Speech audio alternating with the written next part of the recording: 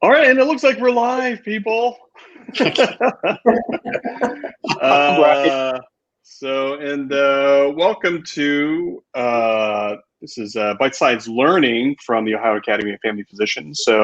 I am Mike Sevilla, your president-elect, and we have a great conversation tonight about the OAFP Foundation and some of the challenges that are that are happening, especially during the pandemic and with philanthropy and fundraising and that type of thing. So I have a very interesting conversation that we're going to be just kind of kicking off right now. So we have the chair of the foundation, Dr. Pennie Marchetti. Thank you very much for Marchetti. I'm going to get that right. Thank you very much for joining us. Thank you for having us. And Dr. Keith Lehman is here and is on the board, past chair. So thank you so much for the time as well. Well, thank you. Thanks for asking me. So I'm going to start out just with a really tough question starting out.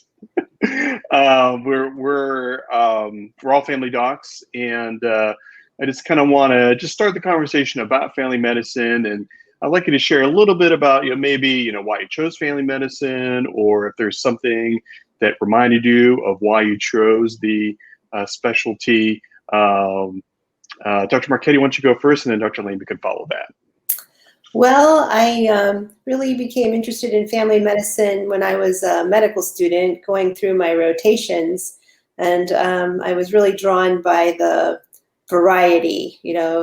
Your day was never just all pelvic exams or, all kids or all elderly patients. You had the whole gamut, and it just never seemed boring. And I think that's held true throughout my career, from residency, when you could go from life to death in one day, delivering babies, to codes, to now. You just never know what's going to come through the door, and it's exciting and fun.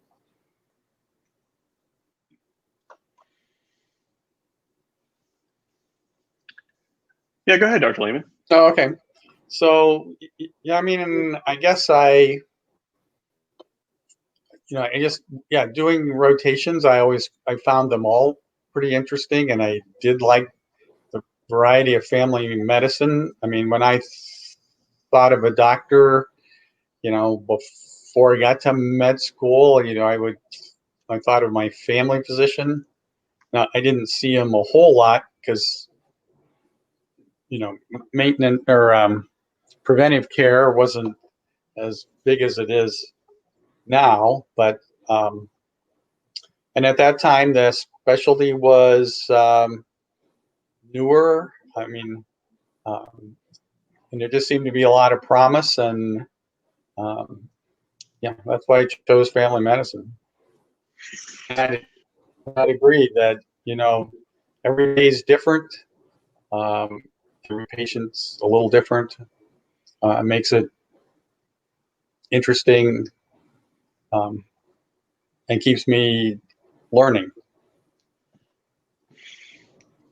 Yeah, I know for me, I mean, I'm going to share a little bit myself. When I was a medical student, I liked a little bit of everything. I liked a little bit of each of the rotations I was on when I was a third year, and during that time, I met one or two of my family medicine mentors, and they kind of steered me, and they say, hey, if you want to do a little bit of everything, I mean, there is a specialty for that, and it's called family medicine. And I was like, oh, what's that? And then I was able to kind of explore a little bit more and shadow physicians, and some of them now are my friends and colleagues, and it's been a tremendous ride. We're going to talk about students shadowing family physicians and what the foundations are doing with that. But that really, I was one of those students that kind of came through the program and got some of that experience.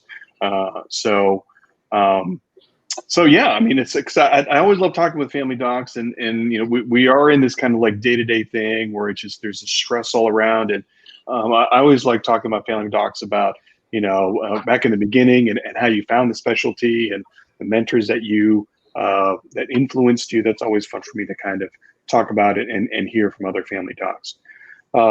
So let me kind of just dive into specifically the foundation. The OAFP Foundation, the Foundation of the Howard Academy of Family Physicians. So let me, Dr. Marchetti, let me go to you next. And for people, there's a lot of members of the OAFP who may not even, they're not aware of the foundation or what the foundation is. When you talk to OAFP members, what do you tell them about the foundation and what the foundation does? Well, the mission of the foundation is to promote family medicine among medical students in the hope that they'll choose it as their career and increase the number of family medicine physicians we have here in Ohio. And we do that through a couple of things. Probably the most popular thing that we do is the LeRoy Rogers Preceptorship. And that's where a rising second-year medical student, they've usually just finished their first year, spends 4 weeks with a family physician in the summer and gets to be introduced to family medicine. This year, things were a little different because of the COVID pandemic, and for the first time, we offered a virtual option, and about half of the students now are doing it virtually. And Dr. Lehman, in fact, has a student doing that this year.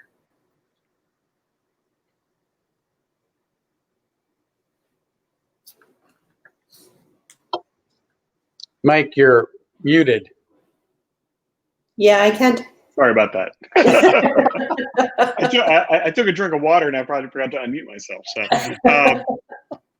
So Dr. Lehman, maybe share a little bit more about the preceptorship program, and then specifically about this year, about how you have a student set up for this year.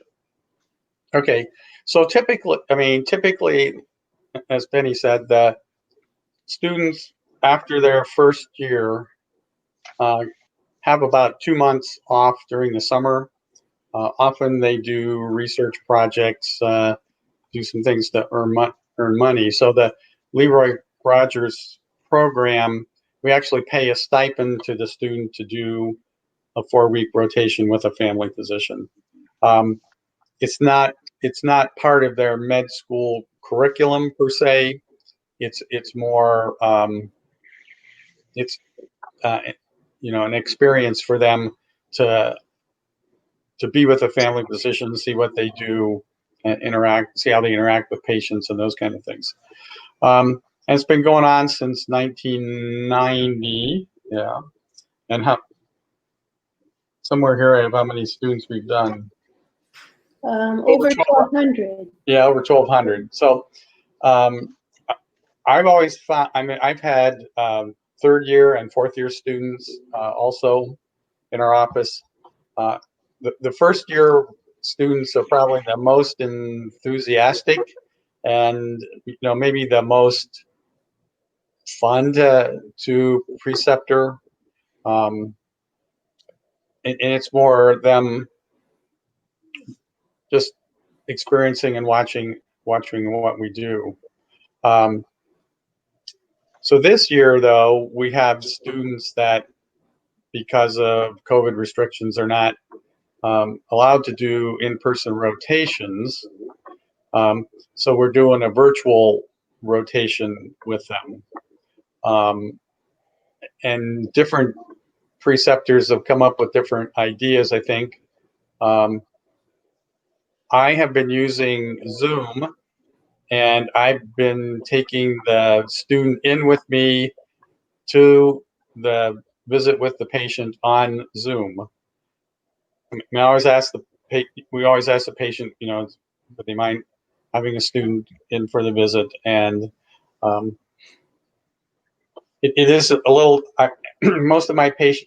Many of my patients have had in-person med students in the past and sort of know what to expect. But when I bring in my iPad and I set it on the desk, and they see the student, it's sort of an interesting little interaction sometimes of, waving hi and, can that guy really hear me, and those kind of things. So, but just get to experience the interaction that I have, and getting a little better with the technology. I can actually show him some physical findings, changing the camera around and those kind of things. So I think he's really enjoying the experience, and I think he's learning also. I also took him to the nursing home with me one day too. We're going to go do some more nursing home rounds when I have appropriate patients for him. But so when you go to the nursing home, you bring your computer, like is it virtual then as well, or? Yeah, he's on Zoom. So he's on the iPad, and I set him up on the tray table, and he can hear what's going on. And so how's that been received from the student end and then from the patient end? Well, the patients, the patients just seem to understand it pretty well. I think the student had a meeting with some. They had a virtual meeting of the students, and he was one of only a couple who's actually using Zoom and going in to see patients. So, and he was thought that was a good experience. Yes, certainly not a way we were taught to teach students in medical school. We didn't have a class on how to teach students through Zoom. I mean, how did you come up with that idea? Was a colleague sharing that with you, or that just came up in your head, or like how did that happen?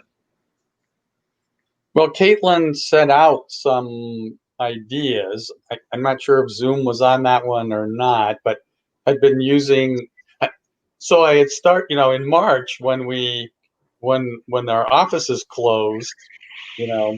We were doing virtual visits. On the telephone, and for our system, we were using the MyChart app from Epic. But so I was talking with patients that way, and I thought, well, maybe if we did something like that, he could at least see the interaction. So and so then my wife and I had been, interacting with some friends on Zoom. So it just seemed like a logical way to move it into the office for a student. Yeah, it's definitely innovative, and through this pandemic time, we've had to, especially family docs, have had to come up with ideas on, how to see patients and how to teach, and I know from my standpoint, I was having neomed students come in, and that was all kind of called off, and I wasn't able to accept a preceptorship student this summer, but I was just kind of in my mind thinking, like, how would all of that work? So, definitely, after this summer has been completed, it's going to be interesting to kind of process that, or with the preceptors who did, like a virtual experience, to see what could be shared, among the physicians to see what kind of best practices are, and be interesting to kind of see how that all comes up. So, Dr. Marchetti, let me ask you about this. So that there are other foundation programs. I know that the AFP has their annual conference. I know it's virtual this year, but in the past, the foundation has funded students to attend that conference. Can you share a little bit about that program? Yeah, the AAFP has the National Conference of Family Medicine Residents and Medical Students, and we sponsor up to 10 students and give them a $600 scholarship to help them attend. Usually it's in Kansas City, so they do have to travel, but this year it's virtual, and I know that is also a popular program, and it's a chance for them to meet other students and interact with residents in family medicine, and learn a little bit more about just kind of the culture of family medicine and the training that's involved in family medicine. Cool, cool. And I know Caitlin behind the scenes has some cool graphics that she's going to be putting up here to help promote the foundation. So we'll be seeing that through our program this evening. So let's see. So, but before we kind of dive into what's going to happen at our OAFP virtual meeting, I do want to talk a little bit about the challenges of raising money, the challenges of philanthropic organizations to raise money through the pandemic, and how you kind of see that and the challenges for the foundation. Dr. Marchetti, why don't you go first, and then Dr. Lehman can follow that with some thoughts. Well, it is a challenge. Most of us, most Ohio family physicians don't really think much about the foundation throughout the year. And our annual meeting is a time when we have a chance to kind of be out there in sight. We usually have a very popular wine poll where people pay for a chance to get a bottle of wine. The wine is donated by members of the OAFP. It's a very popular fundraiser, but of course we can't do that this year because we're not having an in-person annual meeting. So we've had to come up with different things. And one thing that Caitlin did was she has a store up where you can buy family medicine t-shirts and mugs. And then we also have our quilt raffle. That's also popular at the annual meeting. Fortunately, that can be done online, and that auction will be available through the OAFP website as well. And Dr. Lehman, can you think of anything else we're doing to raise money in a different sort of way?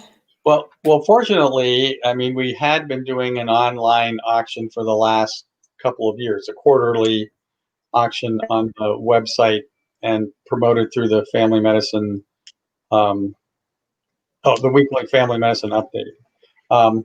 So hopefully we can, expand on that. And I think we're working on coming up with a virtual wine pool. And so that, I mean, this is sort of in the preliminary stages, I think. Caitlin's working on it. Would be that you would, for a donation, put up your favorite wine. And so you can put a blurb about that, and maybe we can show a picture of you drinking your favorite wine, and not drinking too much of your favorite wine, just your glass. So you would donate the money you would usually pay for your favorite wine to the. Yeah. So that's one of the ideas, and actually, then people who don't normally attend the family medicine celebration can also participate. So there may be some, maybe we'll come up with some more creative ways to reach more of our members who might be interested in the foundation but aren't going to the annual meeting and can then be a part. Yeah, I mean, it's just really challenging, just with everybody just kind of being disconnected, and you can't physically be in a meeting, and we're trying all this Zoom type technology, and I know that it's not just the foundation. I mean, all kinds of philanthropic organizations are having a lot of challenges trying to raise money for their programs. And it's been really challenging just trying to come up with different ideas. And I know that, I know the foundation. I know Caitlin has also been just really trying to think about how we can do that. So it's just another, I guess, casualty of the time. Just trying to get through this pandemic. Wouldn't you just say? So I would say that we have a very creative staff at the OAFP who aren't afraid to think out of the box and aren't afraid to try new things. So I'm confident that we can continue, our programming, even if we can't meet together and do the fundraiser things together. So I'm going to try to bring Caitlin on and she's having some internet issues. But we'll try to bring her on camera here. And hi, Caitlin. Hi. So I wonder if you can help us a little bit. You guys are doing great. As far as there's resources on the website, or is particularly about this virtual annual meeting, or is there information there that people can find out about the quilt raffle and the other foundation programs going on during that? I missed part of that question. I'm so sorry. No, it's okay. It's okay. Leave it to there are places on the website to help people find where quilt raffle tickets and that type of thing. Hopefully you heard that. Yep. On our What You Can Do page, there are some tabs that have all of our current fundraising activities. It's that link scrolling at the bottom there, link to that merchandise campaign that was mentioned for t-shirts, as well as past president quilt tickets. Those are available now. You can purchase through our online donation portal to get your tickets into our virtual and there's also some resources on precepting in general. If you're interested in getting involved by volunteering to precept, there are some resources on that page for that as well. And then in the notes that you sent the group here, you said there's going to be a like a virtual event on Friday, August 7th, where people can come and hang out and drink their wine. And is that kind of the idea with that? Yep, absolutely. With the annual meeting being canceled this year and just kind of the business being focused on that Sunday evening, we thought it'd be a fun way to just bring members together virtually. I think we're all kind of used to that these days on all of our Zoom meetings, but just more of a fun, informal way to connect. We'll probably share some photos and try to do some fundraising through that event as well. We're still kind of working on some details. The foundation board will meet mid-July to kind of talk through it, but definitely a place to kind of get that networking and connection that you'll be missing out from the annual meeting this year. Okay, cool. So as we're kind of starting to close up here, I have maybe a couple more questions. Let me ask Dr. Marchetti and Dr. Lehman can follow that as far as looking towards next calendar year, or as far as the foundation goes, are there things that the foundation is looking at, or is it just kind of regrouping through this whole pandemic, or what are kind of if there's any kind of insight you can give us of the foundation moving from 2020 to 2021? Well, I think we'll probably be meeting. Hopefully, we'll get to meet in person together and before the end of the year, and kind of reassess our our approach to donations and fundraising, and probably try to incorporate some of this virtual things that we're learning to do out of necessity. Cool. Okay. Other thoughts, Dr. Lehman? So I think I think hopefully we can continue our programming and reach out to the family medicine interest groups. That's been one thing we've been trying to do more recently. That's sort of been in Caitlin's corner there. I'm sure it's been a real challenge to do that in this setting for sure, where family medicine interest groups are probably not meeting person to person. So hopefully we can continue that and help in that way more than we have maybe in the past. I think the foundation is in a good place. We should be able to continue our programming even if we have a little dip in our fundraising, so that we can continue to fund the number of students we've been doing. Cool. All right. Very good. Very good. I think all of this has brought on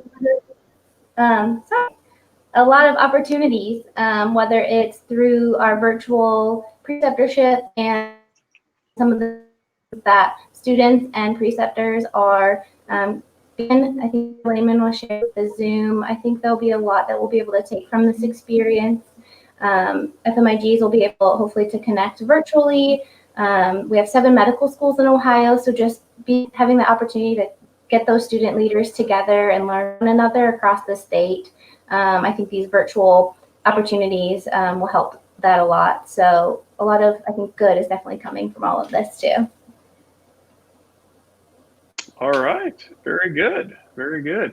So all of you in the audience see kind of this scroll down here at the bottom here. That's going to be the best way to you to donate. ohioafp.org/donate-online-now.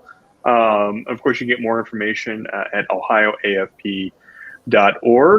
So any closing thoughts for anybody before we kind of close things up here tonight?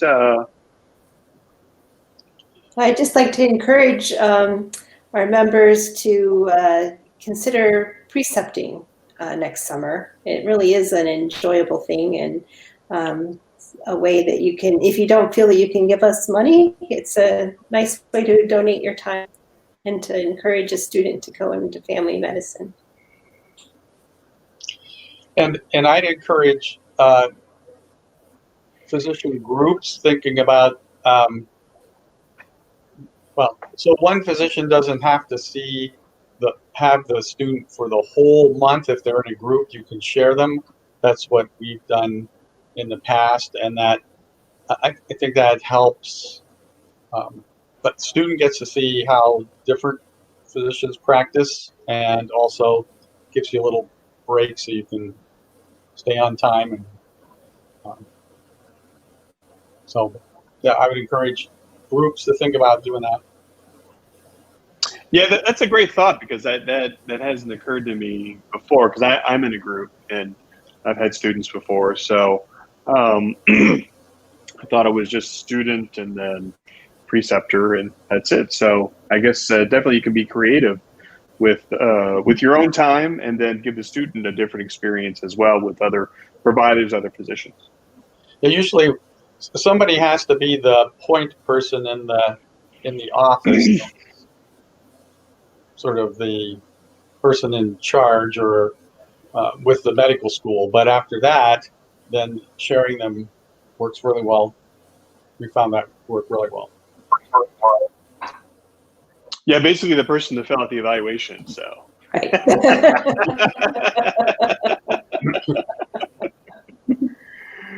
All right. Well, thank you so much for the time.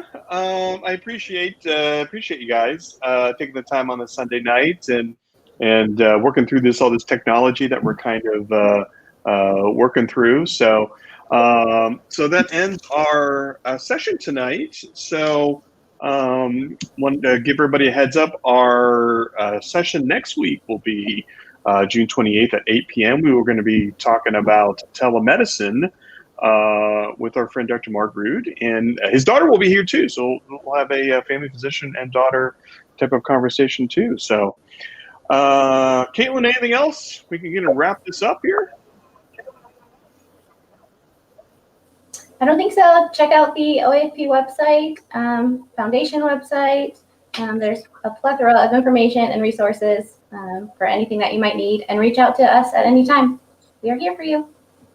All right. Thanks everybody for joining us, and we'll see you next time. So, bye everybody. Bye. Kent will tell us when we're off Facebook.